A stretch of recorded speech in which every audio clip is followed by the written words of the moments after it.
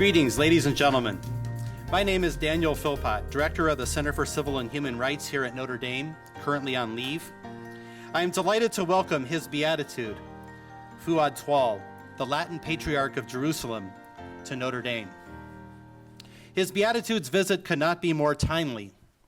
The hemorrhage of Christians from the Middle East that has been taking place for almost a century has now cascaded. Well over 1 million Christians have fled from Iraq since 2003, with another wave fleeing over the past year under the brutality of ISIS. Some 93,000 Christians have fled Egypt since 2011, and some 450,000 from Syria since 2011. How can we, who enjoy religious freedom, stand in solidarity with them? This is the question posed by a 3-year project that we are conducting at the Center for Civil and Human Rights under Caesar's Sword, which is funded by a generous grant from Templeton Religion Trust. The project assembles a team of 14 world-class scholars of global Christianity to study how Christian communities around the world respond to persecution.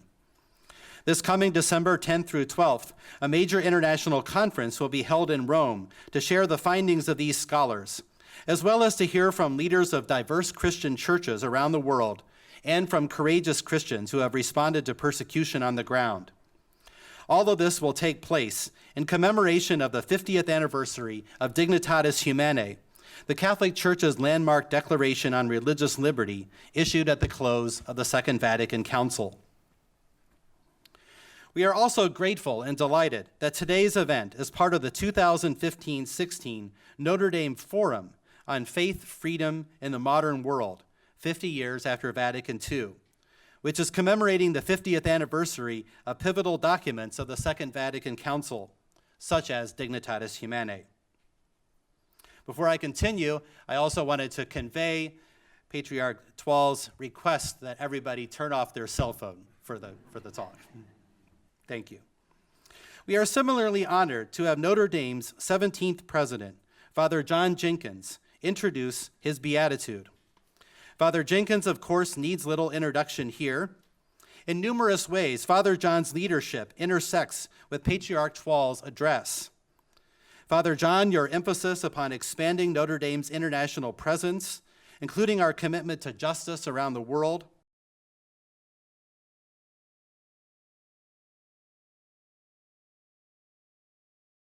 calls for the exercise of civility, all join at the confluence of today's talk.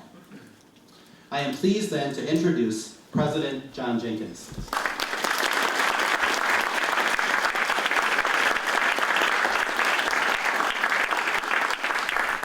Dan, thank you so much, and thanks for your help in sponsoring this important event. As Dan said, it's my honor and pleasure to formally introduce as president our speaker, His Beatitude, Fouad Twal. He has, as Dan mentioned, ministered in a part of the world where Christians are many ways feel oppressed and are fleeing and sometimes under persecution, direct persecution. He has also been a wonderful advocate for not only the spiritual needs, but the physical needs of that community and improving living conditions, access to health care, educational opportunities for all residents, not just Christians in the Holy Land. Born in Madaba, Jordan, and ordained a priest in 1966, Father Twal ministered to the region's Arab Christian community before being invited to train as a Christian diplomat in Rome. He was admitted to the Pontifical Ecclesiastical Academy, later earning a doctorate in canon law at the Lateran University in 1976. As a diplomatic official of the Vatican Secretariat of State, Father Twal served in Honduras, Egypt, Germany, and Peru. In 1992, Pope John Paul II named our speaker as Bishop and then Archbishop of Tunis. From that post, Archbishop Twal was recognized as a leader amongst his peers when, in 2003, he was named chairman of the Bishops' Conference in Northern Africa. In 2008, Pope Benedict XVI appointed our guest as Patriarch of Jerusalem. Given the importance of Jerusalem, the Holy Land, for the history of salvation, the Church has referred to the diocese as a patriarchate since the year 1099. Patriarch Twal presently serves on the Holy See's Congregation for Eastern Churches, as well as the Pontifical Council for Justice and Peace and for the Family. Throughout his patriarchate, our speaker has been a friend of the Tantor Ecumenical Institute, the scholarly center founded by Pope Paul VI and Father Theodore Hesburgh, which is stewarded by the University of Notre Dame. Located in Jerusalem and bordering on Bethlehem, Tantor works for unity among Christians as well as other religious believers. The Tantor Ecumenical Institute, along with the University of Notre Dame, are inspired by Patriarch Twal's ministry of peace, reconciliation, and charity. And so let us give a very warm and enthusiastic Notre Dame welcome to our distinguished speaker, His Beatitude, Bishop Patriarch Fouad.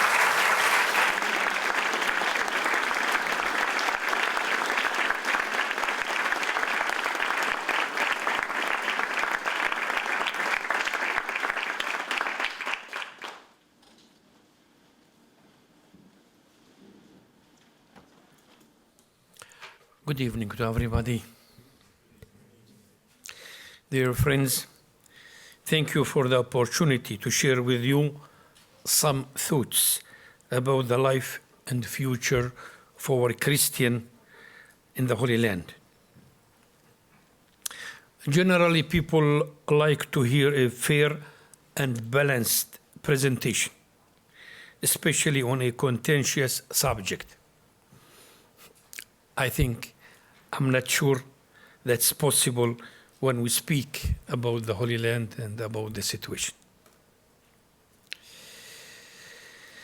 Latin Patriarchate of Jerusalem, Nature and Mission. Before speaking about our topic, I wish to speak briefly on the mission of the Latin Patriarchate of Jerusalem.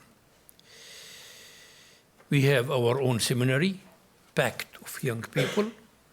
The Patriarchate covers Cyprus, Israel, Palestine, and Jordan. Normally, there is one state and many dioceses. In my case, we have one diocese and many states, just to complicate an already complex situation.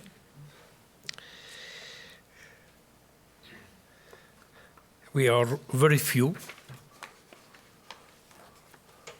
Our number, we are a small Christian minority. If I give the example of Jerusalem, we are almost altogether Orthodox, Catholic, and Protestant, altogether almost 10,000 persons, living in a huge mass of Muslims, 250,000 persons, and 500,000 Jews. And we are only 10,000. In this case, we have to remember the example of the salt of earth that the Lord gave.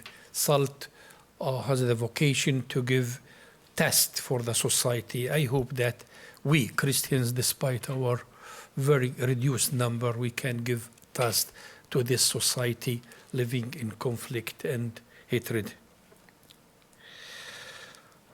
We are doing what we can do, especially in schools.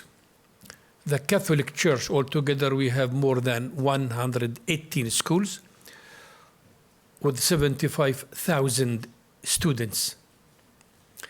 In Israel, we have students, Jewish and Muslim and Christians. Meanwhile, in the occupied territory and in Jordan, we have Muslims and Christians. In some villages, we have more Muslims than Christians. Normal, if altogether we are 2-3% from the population, it is normal that we cannot create a ghetto just for us Christians. Our mission, our charity, our work cannot know borders. We still believe in education.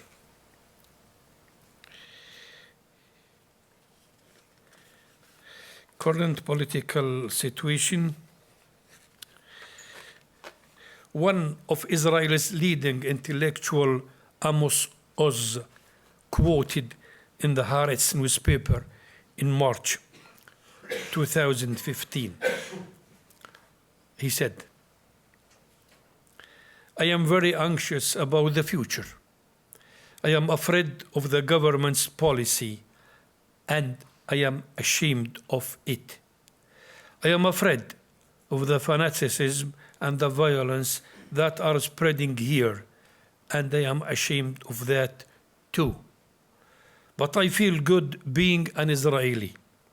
I feel good being a citizen of a country that has 8 million prime ministers, 8 million prophets, 8 million messiah, each with his personal formula for redemption. Everyone is shouting, only if you are listening. I, too, am anxious about the future, but hope for a bright future. In addition to widespread fanaticism and violence, there is Israel's bureaucratic mistreatment of Christians in areas of family life and education, and the effects are likely in the long run to prove just as tangible as violence. We live in a region where there is much hatred and where the occupying nation portrays its own people as the victim. We believe that nations' leaders fail to acknowledge Israel's failures, faults and fail to avoid the dangerous rhetoric that leads to the violence used by someone of them. Inflammatory public speech on top of deep-rooted prejudice has created a climate of hate. And when there is hatred, terrorism increases. Living in this atmosphere, I too am anxious about the future. In this context, I'm reminded of Jesus on the Mount of Olives, looking upon the city of Jerusalem and weeping. I said this morning during the Mass that we cannot live, love, and work in Jerusalem without the cross. And if you go back to the gospel, he said often, if you want to follow me, you are most welcome, but bear your cross and follow me. So from time to time, he reminds us about these words about the cross. And from time to time, I think we must take seriously his words. Without the cross, we cannot live, work in Jerusalem.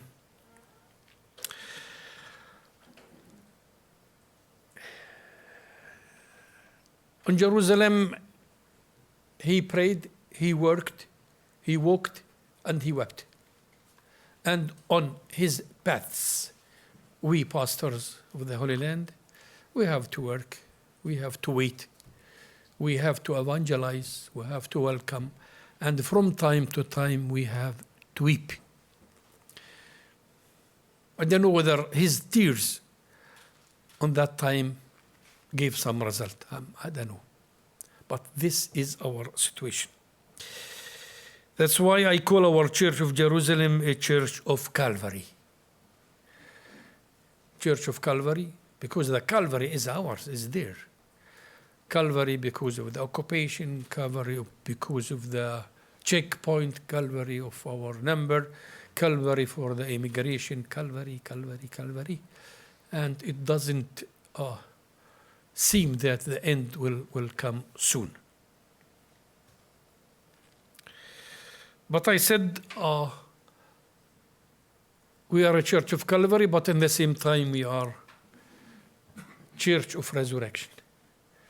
It is not far away, the empty tomb from the Calvary. And we hope that one day Jerusalem will have more justice, more peace, more resurrection. Now all the Middle East is Calvary, not only the Church of Jerusalem.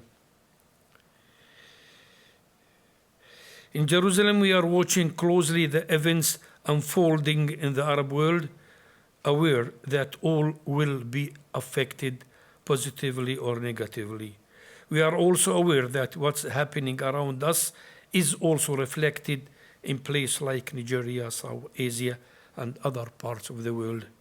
Our hearts are filled with sorrow for the distress of our brothers and sisters who are victims of violence and terror.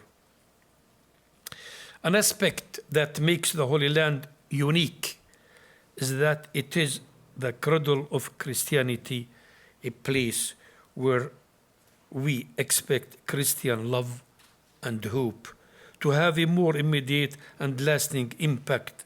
Alas, our hearts are anguished as we watch demoralized people asking for their basic human rights only to have them denied.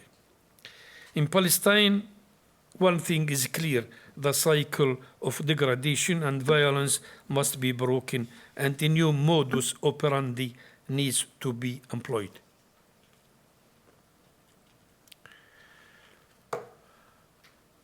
Peace. Much is spoken and written about the potential and enthusiasm for peace and change, yet we have none. This may be because positive change requires that all the people must be prepared to change mentality and to change prejudices. And as you know, such change involves great sacrifice, and there lies the difficulty of bringing about needed change. This is true, especially in the Middle East, where stubbornness and sometimes arrogance pervades the political landscape, and as a result, prejudice dominates daily life. In Palestine, there is no more credibility in the speech of the politicians. In the Middle East, we as Christians, I think we do not figure on the agenda of the big politicians. I don't think that our presence, whether we die or live or so on, makes difference for them. They have a politic without ethic, politic of interest. It looks like a bulldozer, and no matter whether we suffer or suffer not, they never considered our presence, they never asked our opinion.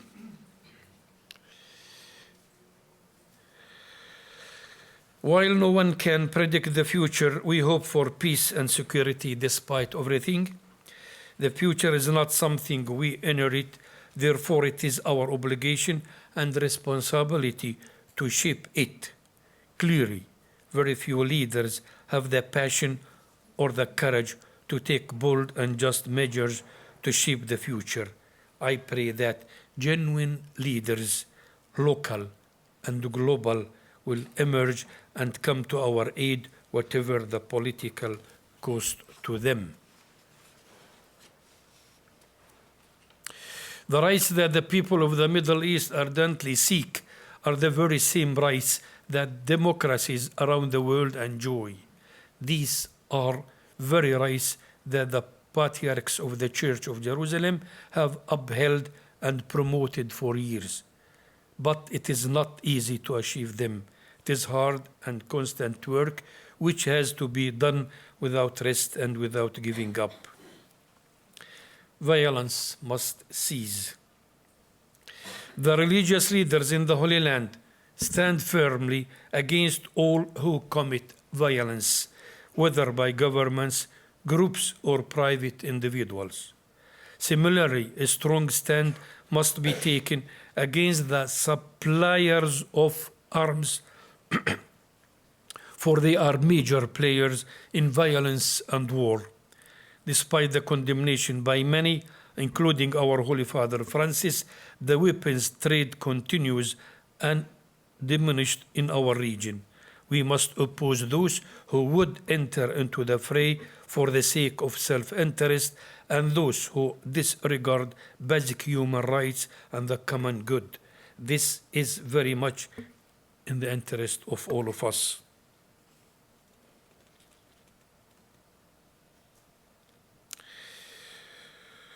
Much of the world see the present disagreement in the Holy Land simply as a conflict between Jews and Muslims, where one group speaks about whipping the other of the map. The media have presented this narrative, and it has served the regime well. For years, Palestinians have been labeled terrorists, and so an entire people are delegitimized. Whereas the truth is that the vast majority of Palestinians are fighting for the same thing that Jews fought for: dignity, freedom, equality, independence, and identity. The reality on the ground is that Israel cannot pretend to be democratic as long as there is occupation, as long as there is discrimination and the denial of some human rights. Forgotten Christians, lost in the conflict between Muslims and Jews, are the Christians of Israel and Palestine, who are becoming a forgotten people, while the more dramatic conflicts dominate the news. Perhaps this is not surprising, given that Christians make up such a small percentage of both countries.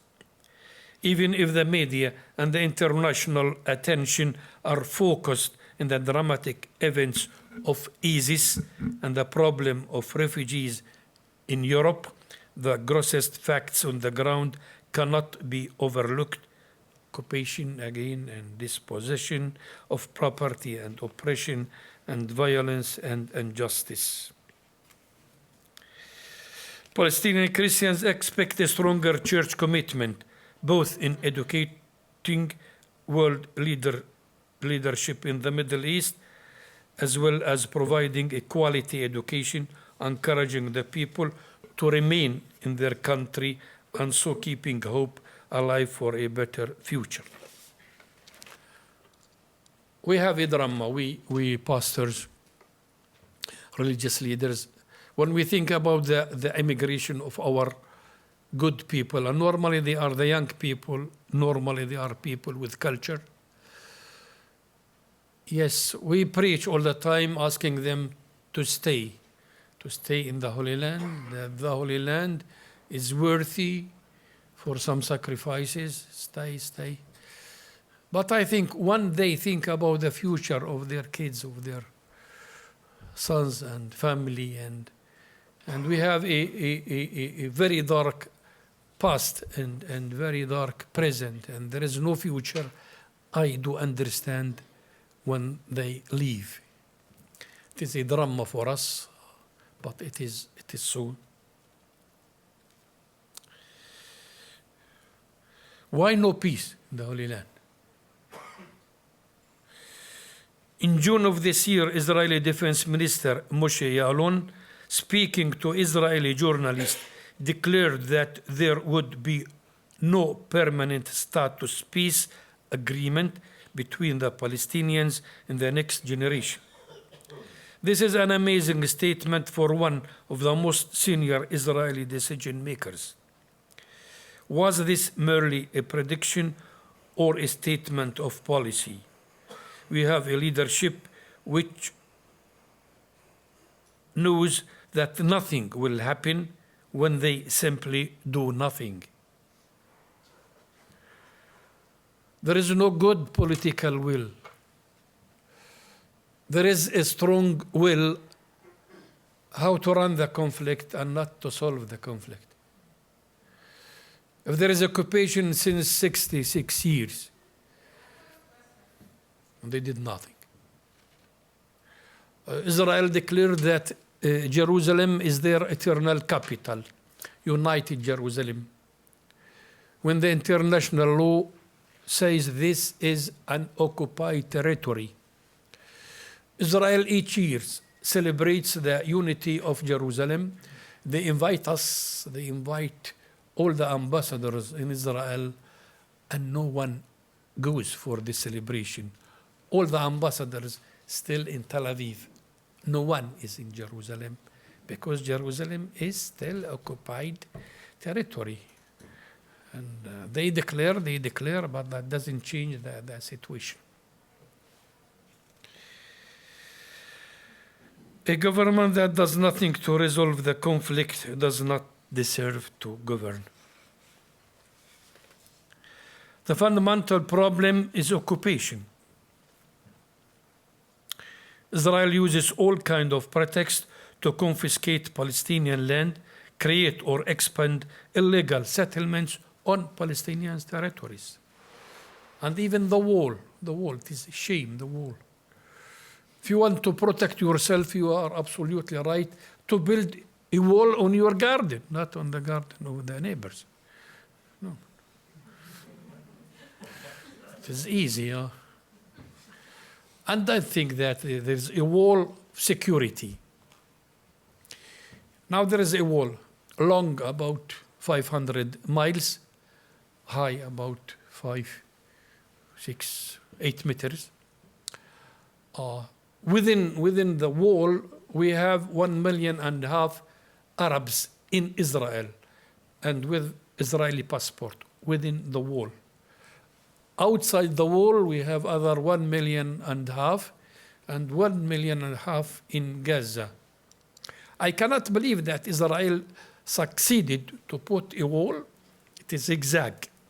And from Tantur, you can have a very beautiful view about this zigzag of wall, taking land, putting families and houses outside. I don't think that they succeeded to put inside the wall all the good people and outside all the bad people. Yeah, I cannot imagine that. Yeah.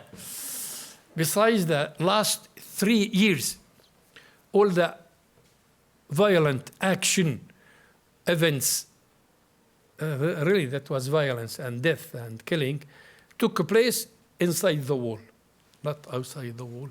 And when we speak too much about the how do you say this, missiles from Gaza, I think missiles can jump the wall, no problem. The wall will never protect anybody. We don't need wall. We need respect. We need justice. We need rights here. If there is no wall between me and you, because I respect your rights, you respect my rights, we don't need the walls. And the walls that we can see in Jerusalem, in Palestine, they are just the realization of some other walls in the heart of the human being. Other walls, hatred, ignorance, misunderstanding, price, and so on, and so on, and so on. So before we take off these walls that we can see, we need a conversion of our hearts. More love, more trust, more understanding, more justice, more forgiveness, more prayer, more respect, more dignity. Let us start with the heart, and then it is easy to blow out all these walls. Why there is no peace? Why there is no peace? There are 4 major reasons for the absence of peace. Occupation. Occupation is bad. Occupation is bad for the occupier, bad for the occupied people. You can't live together with peace, respect, when there is occupation. You cannot say, I am democratic state, when there is occupation. Occupation can stay, can delay for some months, but you cannot keep occupation for 66 years and say, I am democratic state. Then we have the right of Palestinians to come back. Many Palestinians, they still have the title of property of their houses. They can see the houses. They cannot come back. When there is international law, United Nations 992, the right of the refugees to come back. Then we have the status of Jerusalem. Jerusalem, the most beautiful diocese and the most complicated diocese. Jerusalem. The old city and the new city. The status of Jerusalem. For the Vatican, we don't speak no more about international city or open city or nothing. We say Jerusalem and the holy places must be there, and all believers, Muslim, Jews, Christians, all believers must have the right to access, to reach these holy places. And this freedom to access, to reach, must be guaranteed by international institution like the United Nations. So that's our position as Vatican. In fact, with Jerusalem, it is a big problem. Whether with money, whether with force, with power, or many settlers took many houses in East Jerusalem, and from Mount of Olives you can see many Israeli flags in East Jerusalem. And the borders. It's pity that in 2002, on March 2002, often we speak about the Saudi Arabia initiative that came from Saudi Arabia, saying that if Israel goes back to the borders of 1967, all the Arab world, about 58 countries, will accept to launch relations, normal relations with Israel, whether diplomatic, whether commercial, whether education, whether, if Israel goes back to the borders 1967. And nobody could wait. This initiative came from Saudi Arabia. That was the best occasion, really, for all of us, for Israel, for us. And you can imagine that the flag of Israel can be in 58, 56 Arab countries. And they refused. Netanyahu refused the initiative. And for sure, we lost this occasion. Unfortunately, Israel clings to the illusion that it is the Palestinians' hatred that is the barrier to peace. What is so bewildering is the little effort being made to achieve peace and security. The situation is deeply frustrating and worsening, yet both peoples want peace and security for themselves, and logically they know that they cannot have it if the other side doesn't also have it. It can only be done by leaders working together to maximize the interests and needs of both sides. How to proceed? The way forward is for both sides to fight against incitement, against racism, and the mindset that fosters a culture of hate. We need to learn from the example of faith of those Palestinians and Jewish families who have lost children in the conflict and to meet together to share their grief and their commitment to peace. That's wonderful. We have a group of women, mothers who left somebody, some member of the family, Jews and Palestinians, Muslims and Christians, and they meet from time to time together to pray for peace. That is wonderful. They refuse to be enemies. We need to mobilize the spirit of the youth and the women as peacemakers. They are the ones who have peace in their hearts and souls. Here we have a story. I recall in September 1997, suicide bombing in Jerusalem that killed an Israeli couple's 13-year-old girl. Years later, the girl's mother wrote, "When my little girl was killed, a reporter asked me how I was willing to accept condolences from the other side, Palestinian side. I replied," said the mother, "without hesitation that I had refused to meet with the other side.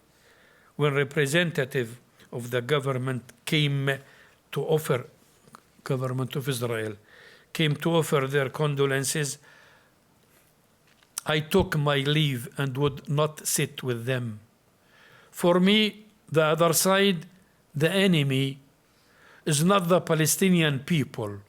For me, the struggle is not between Palestinians and Israelis, nor between Jews and Arabs. The fight is between those who seek peace and those who seek war. My people are those who seek peace. My sisters are the bereaved mothers, Israeli and Palestinians, who live in Israel and in Gaza and in the refugee camps. My brothers are the brothers who try to defend their children from the cruel occupation and are, as I was, unsuccessful in doing so. Although we were born into a different history and speak different tongues, there is more that unites us than that which divides us. This is the kind of persuasive wisdom and courage that political leaders need to embrace. We also need the United States and Europe, but we know that we are not in their priority.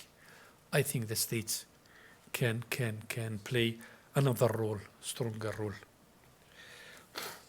Christian attitude. In the midst of the turmoil, Christian Palestinians are determined to remain, though many have immigrated, not all have left. Those remaining are tenacious about staying in their land and remain strong in the belief that they have their rightful place. Being the descendants of the first Christian community, Palestinian Christians have kept the flame of faith alive for the last 2,000 years. We spoke a little bit about the wall, this separation wall. Another source of contention is the question of Israeli settlement within West Bank borders. There are 1.5 million Palestinians in the West Bank and 400,000 settlers, and just fewer than 200,000 settlers who are living in East Jerusalem alone. Gaza is part of our Patriarchate.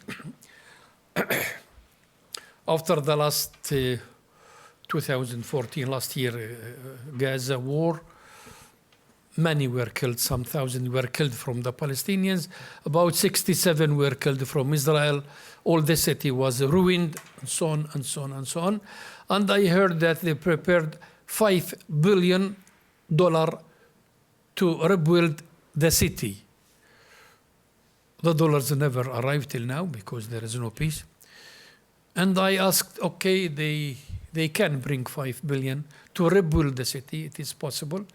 Who can build or rebuild a child of 8 years old who experienced 3 wars, 2008 and 2010 and 2014? A child who so killed his parents, his brother, his sister. A child who remember very well that the grandma couldn't escape from the building when they announced that they have only 14 minutes to leave the building. He escaped and the grandmother couldn't escape, couldn't run, maybe couldn't hear the voice. And he is there, 8 years. Who can make of this child a human being, a normal person, with affection, with love, with burdens? We can. We lost many occasions. In Gaza, 3 wars, Israel won all the wars with the Arabs. Outside, inside, especially in Gaza, won the war, never won peace and security. And we are again in the same. They want peace and security. The Palestinians want independence, their state, and war and war and war without any result. Signs of hope. We hope. We pray. What is more painful for us is the attention of the world, even in the States, is no more about our situation. You can never find an article about occupation. You find nothing about the war. The abnormal becomes normal in our situation. We can read about ISIS and not ISIS, and the destruction and the refugees and so on. In Jordan, we have 1,400,000 Syrian. Half of them, 720,000, are refugees with the status. The others are workers. Last year, we received 8,000 Christian Iraqi people. We are doing our best to help them. And if we touch the argument of Syria, okay, somebody wanted to change the regime of Assad, okay, for sure Syria needs reform. Till now they killed 260,000 persons, killed 260,000, killed because they want to change this regime. And the regime is still in good health. Don't know. Where is our culture? Where is our conscience? Where? Nobody can believe that. And now maybe everybody needs Bashar Assad to help them on the land to fight ISIS and so on. They need him. Cannot. That's our situation.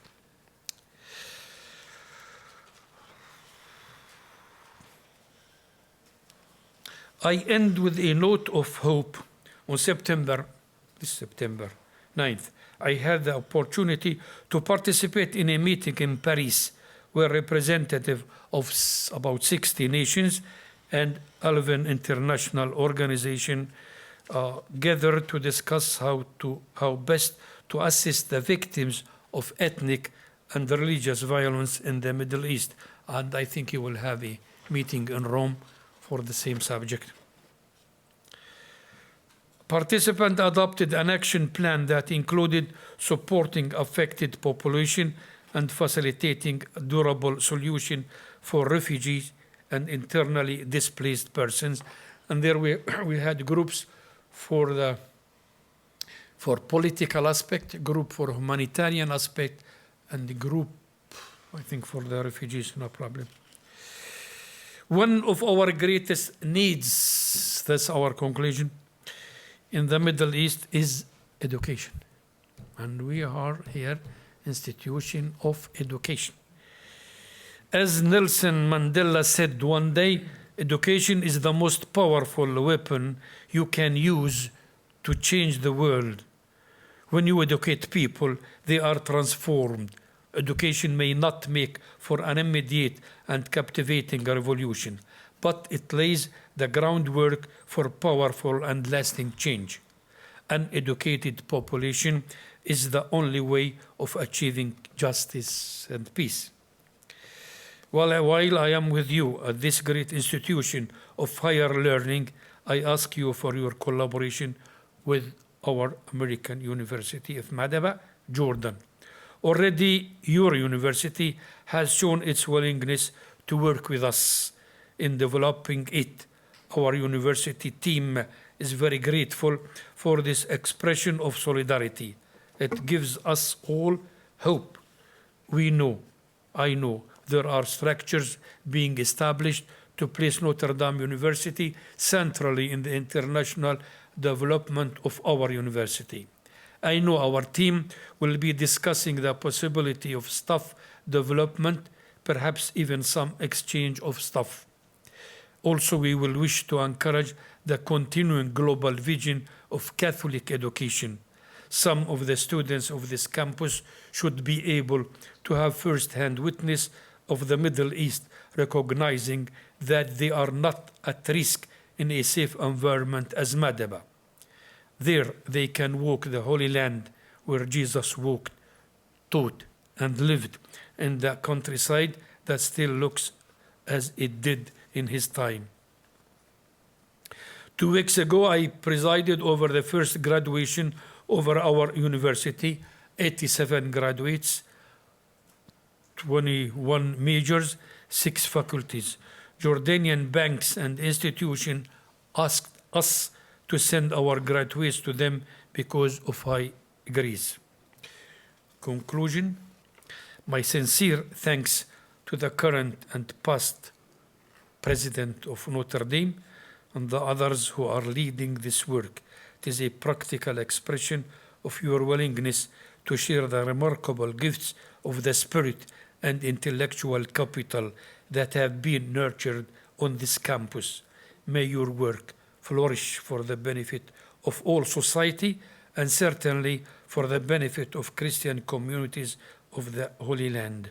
You and we are all engaged in the Lord's work. May I ask you to keep us in your thoughts and prayers. God bless you all.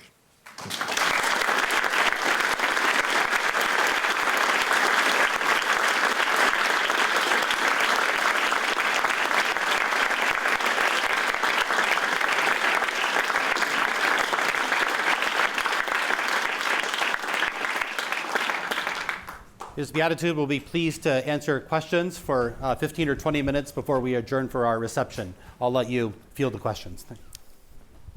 Please. Could you tell us something about the effect of Pope Francis's visit? Did that have a positive impact? Did it reveal other issues? We are acquainted with the visits of the popes.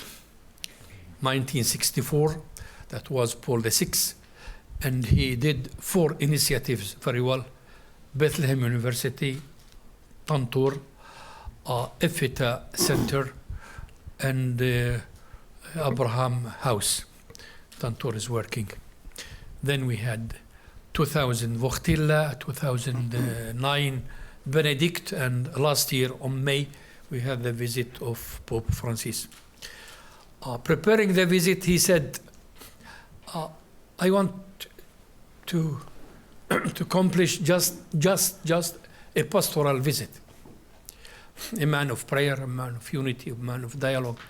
I said, Holiness, you can never make only a pastoral visit. We will never avoid the political dimension. Any argument that you touch, there is injustice. The fact he wanted in Jordan to meet with 500 refugee children from Syria. That was the first step to say that the drama of Syria, the war in Syria, is not far away from his heart and prayer. That was the first. Then when he came to Palestine, he wanted to eat with 6 Palestinian families, to eat with problems. For him, it was easy to ask 6 families. For us, it wasn't not easy to find 6 families because each bishop, each priest wanted to send his family. At the end, we take 1 family from Gaza, 1 family from Galilee, 2 family whose man was in prison, and family where 2-3 sons were in prison with Israel. Then I think we forgot already. We can forget all the speech he delivered. That was fantastic. But nobody can forget when he stopped on the wall, dividing Bethlehem and Jerusalem. And 5 minutes, all. We received a call from the security of Israel why he stopped on this wall. Then they said, I don't know, that's your wall, not our wall. He just stopped to pray. He prayed for us, for you, for so. They were very, very upset. And now this wall is the point of tourism. All pilgrims and tourists who came to Bethlehem stopped to the wall to say, here he stopped and here he prayed. You know him. Now you know him better after the visit to Philadelphia. He is very, very, very good man, very humble man of faith. Faith in God and faith in the human being. Faith. He wanted to gather the 2 presidents in Jerusalem, Mahmoud Abbas and Peres. Israel said, okay, but we will send our security for Mahmoud Abbas. Mahmoud Abbas said, I have my own security. I cannot go with your security. We couldn't cancel. Then they said, let us meet in Bethlehem. That could be very good as Bethlehem belonged to the Palestinian authorities. that could be a recognition from Paris, from the state of Palestine, and they refused. The Pope tired said, okay, come all together, we go to Rome, to the Vatican. We had the meeting in the gardens of the Vatican. That was very beautiful, very romantic. Because 3 days later, Netanyahu announced he will build 3,300 apartments in Palestinian territories. That was to say, you go, pray, do what you want, I do what I want. That was. So the visit of the Pope, after the visit, it was worst. There is no goodwill, the Pope met with Netanyahu in Notre Dame, not the University Notre Dame Hotel in Jerusalem. We gave to the Pope 3 points to discuss with Netanyahu. The first one is the reunification of Palestinian families. Reunification. There is a law since 11 years which says that anybody from Jerusalem who got married with anybody from outside Jerusalem, he can be American, can be Jewish, can be what you want. The one of Jerusalem must leave Jerusalem to live outside, not the other to live together. That was a clear politic to empty Jerusalem from the Arabs, whether Christians or Muslims. And I told the Pope, this is one of our biggest problem. They asked how many families. I said we are about, because a lot of get married and they go in Jerusalem, they go outside, they are not courageous to say they are married, because otherwise they lose all their rights, social rights. And Cardinal Parolin said, Twal, can you give us the list of these families? I said, never, I will never give. If Israel get this list, they will put them all outside. But we want to change the law. The law is unjust. We want to change the law. Netanyahu said, I cannot change the law, but if you give me some cases, very special cases, I will study the cases and no more. That was the biggest problem. The other one, for our priest, Palestinian priest, whether they come reach Jerusalem with their car, and that till now it is not. But I think the last visit of Revlin to the Pope, 3rd September, they agreed to I hope, to leave our priest come till the Patriarchate with their own cars before they have to use taxi, not with the car. After the visit, it wasn't easy. We never lose hope. We never lose courage. One day it will be better, I am sure. Jerusalem is the city of good surprises. If we had one day the resurrection, we can have one day. We can have more peace, more justice. I hope one day I can have. Yes, please. Can you tell us something about the Christian schools in Israel and what is the situation right now there? Please repeat and slowly. The Christian schools in Israel. Oh yeah. And what is the situation right now of the strike? Yeah, we had last time a big problem. Since 1-2 years, Israel refused to pay subsidy for our schools. We have 48 schools with 33,000 students. They are in Israel. They are Israeli subject, citizen, with passport, everything. Meanwhile, for the public schools and for the extremist school of Israel, they give 100% the subsidy. For our schools, started 80%, 60%, 50%, and the last time was 29%. So we decided to make a strike, and we closed the schools, and we're lucky to see that other schools came with us. We're happy to see that 51 deputies in the parliament, in the Knesset, raised the question, why this discrimination? At the end, we could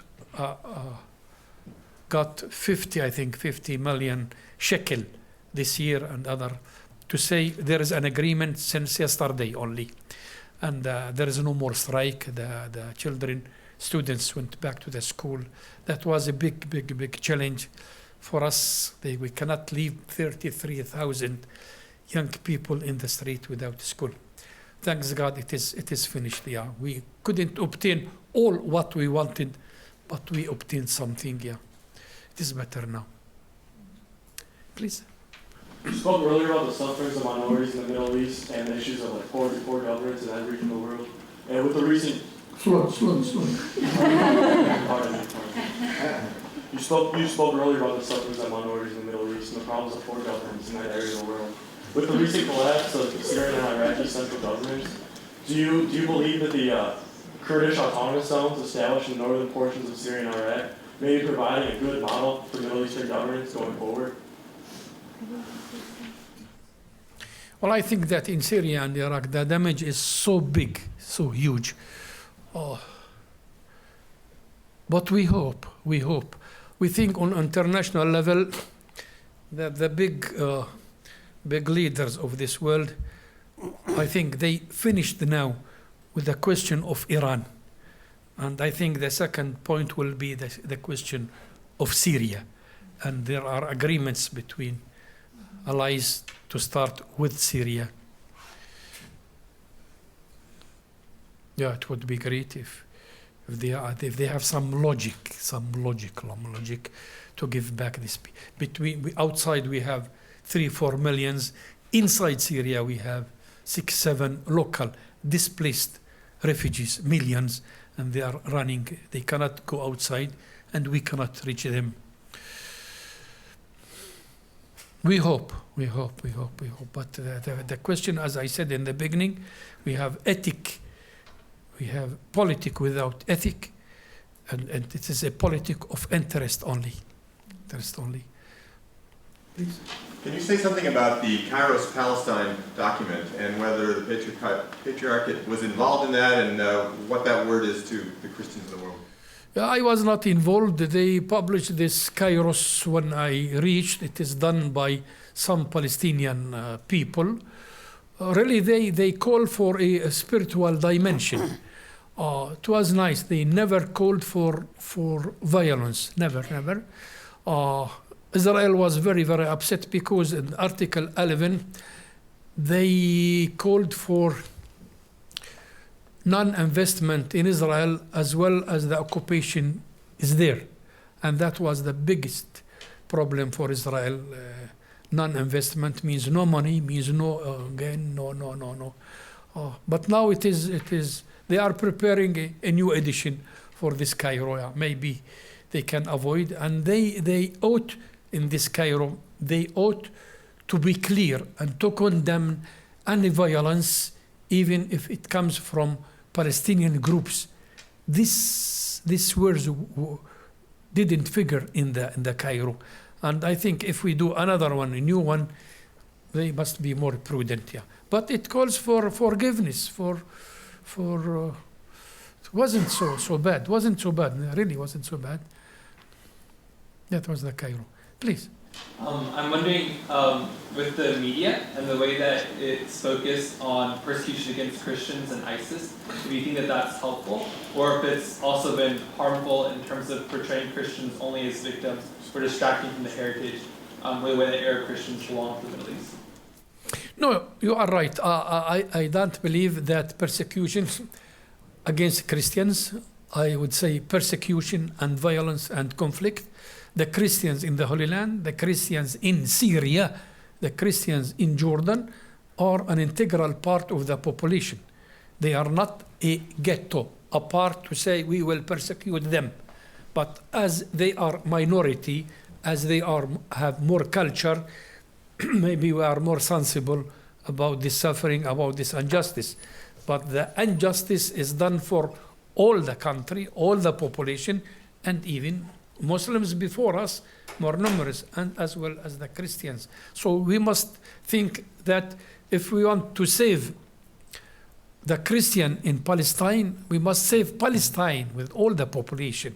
If you want to save Christians in Lebanon, you have to save all Lebanon, all people. Put peace, justice, work, employment, development, and so on. We cannot, we are not a ghetto apart. We don't want to have a privilege. We are citizens as well as the others, and we want to be treated well as the others. It is not only for Christians, but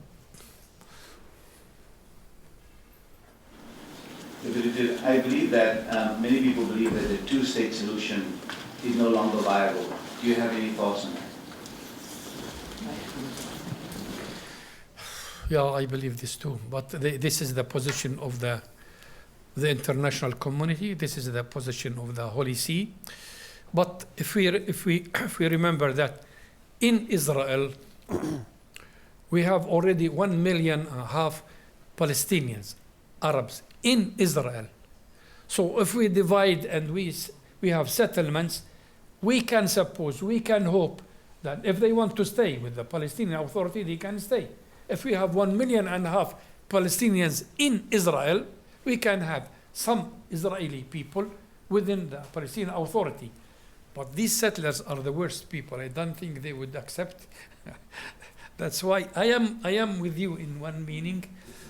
But Israel never stopped building settlements. Never stopped. Never.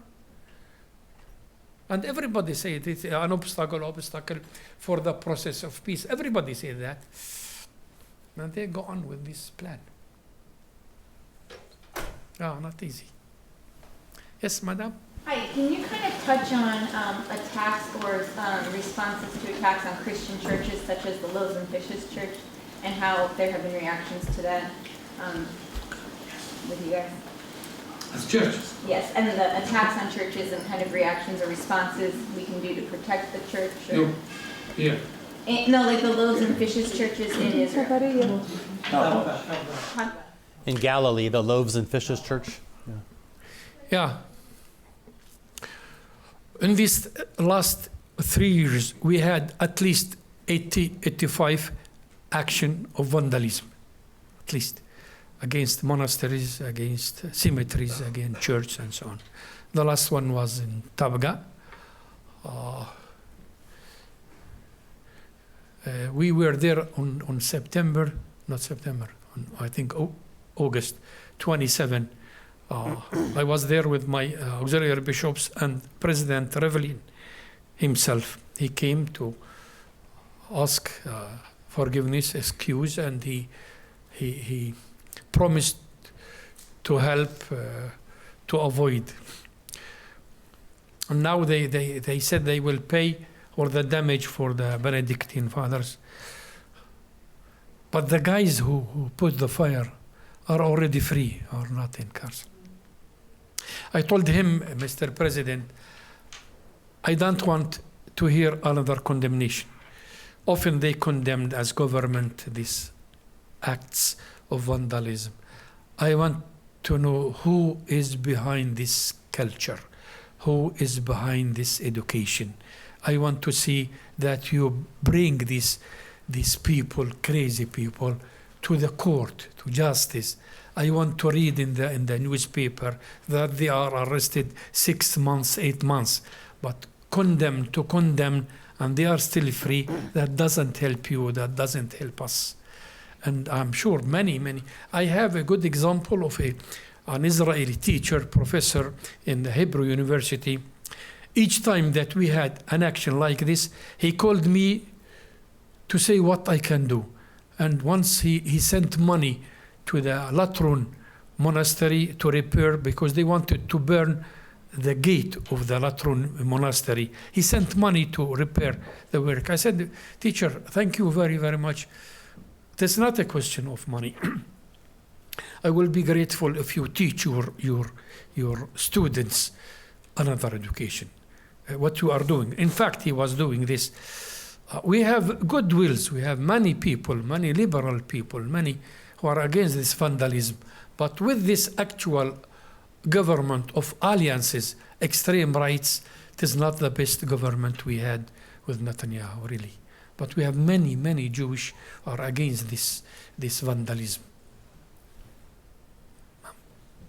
Your Beatitude, I just really want to thank you for everything that you've said and for your courage and example in saying it, especially your link to education and encouraging those of us who are in education to speak as bravely and as inclusively and in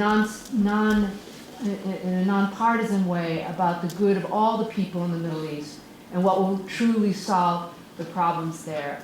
We're not used to, in the United States, hearing such courageous words that would cause self-sacrifice for any of us to repeat them, because we have a certain political culture in this country, too, that does not really allow the kind of words or have chilled us from making those kinds of words. So I want to thank you again for your example, for how you have encouraged, certainly me, to speak to my own government about the $3 billion that we pay to Israel every year for their defense budget, and about failing to teach with courage what international law requires for Israel, for Palestine, and for peace as the only real solution for the growth of the economy, the protection of people's human rights, and the flourishing for everyone of the Middle East and the region. Thank you. I rely on your help and your prayers. Thank you.